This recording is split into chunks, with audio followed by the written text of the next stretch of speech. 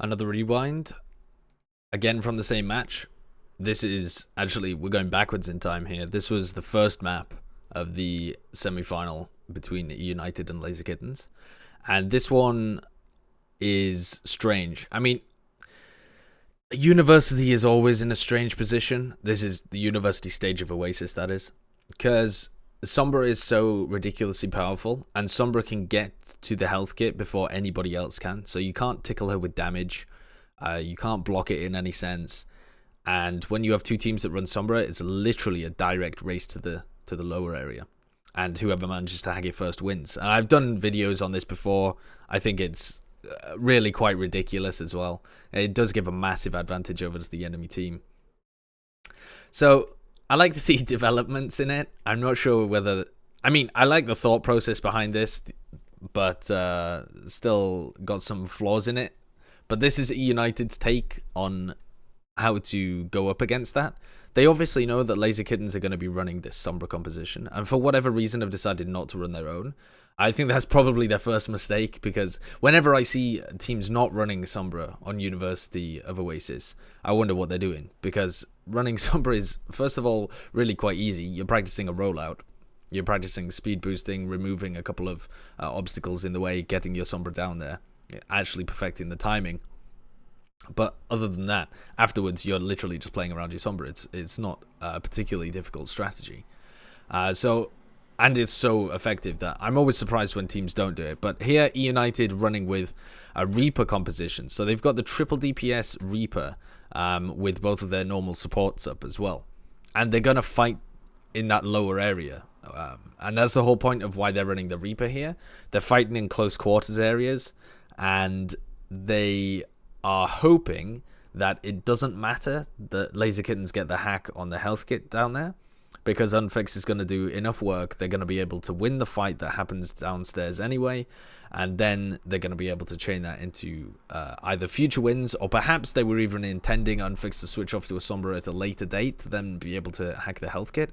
Now, I'm not really sure what eUnited's game plan is if they win this initial fight, because the Reaper isn't as effective when you're just playing on top. But you can play in some of the side passages and stuff like that, so this is what happens. Both teams go bottom. Obviously, Crusades get the speed boost off. They delete... Kib deletes a couple of the glass panels that are in the way of Grey, and then Grey throws his Translocate and manages to get down there. They hack up this health kit. At the same time, eUnited go down there as well. They've got a couple of players on top, Sharik and Cruz, kind of applying a little bit of pressure from all sides. The idea here is, because of course you're still playing into the D.Va, this is one of the issues with this Reaper composition downstairs, is that even after the Reaper buffs, none of those buffs helped him get through the defense matrix.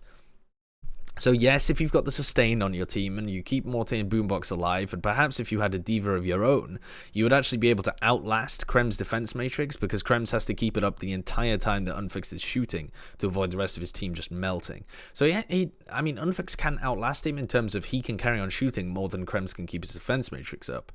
But they don't really have that staying power because they're not running a D.Va of their own. They're running these they're not running a Sombra, and they're not running a D.Va, so they have no opportunity to contest the health pack, or indeed contest any of the health packs upstairs as well, because Grey, as soon as he realizes that he's not playing into an enemy Sombra, literally just runs up top and hacks all the health kits up top. And then they're running into this D.Va. And so you see that as they drop down here, they actually do apply a lot of pressure onto Krems.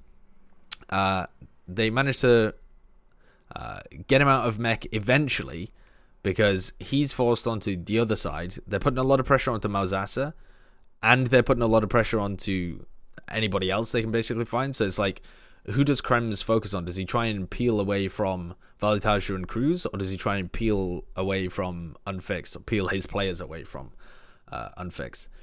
And he has his hands full a little bit, and then Unfixed is able to come in at the end when his defense matrix is pretty low, and basically just demex Krems, as you'll see here. They get the hack on Unfix, but that really doesn't matter. But even here, when eUnited win the fight, which they actually play it later on as well, they play it...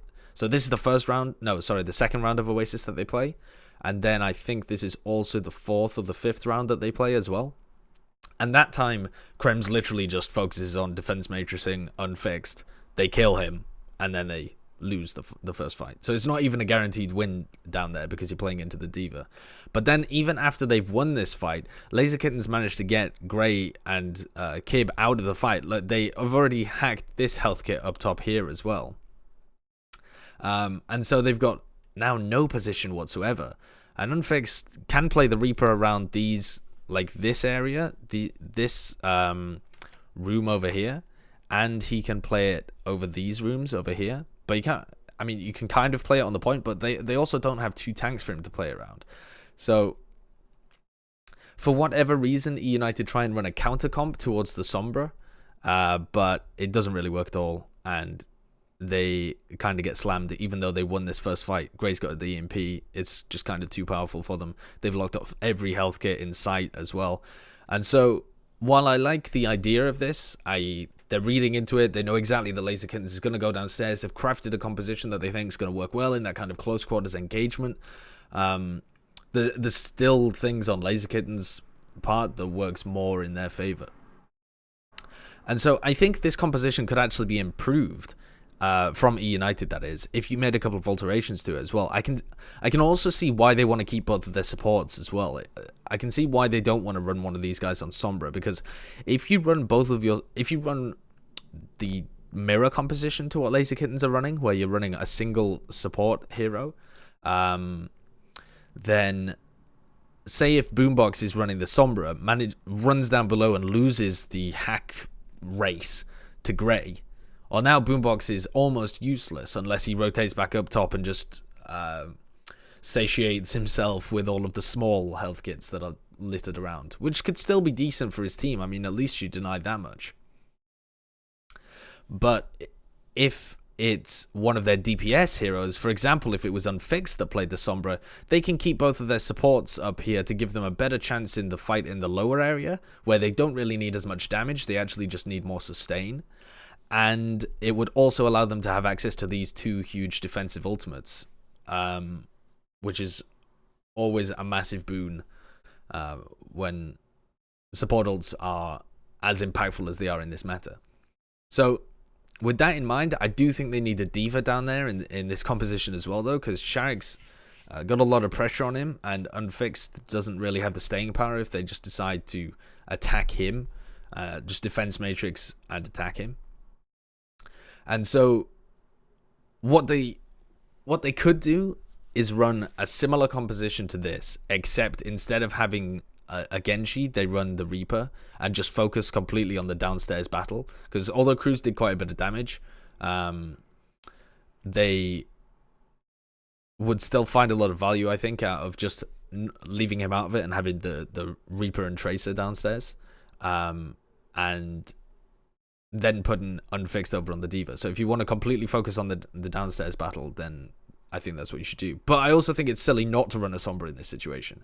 So if I was trying to incorporate the Reaper comp in, I think I would also run a Sombra in this situation, so that you've got, like, if you lose the 50-50 of racing towards the bottom and hacking the large health kit, then you might still be able to win the fight with your Reaper, and then your Reaper can actually just switch off afterwards, or your Sombra can switch off and you make adjustments then.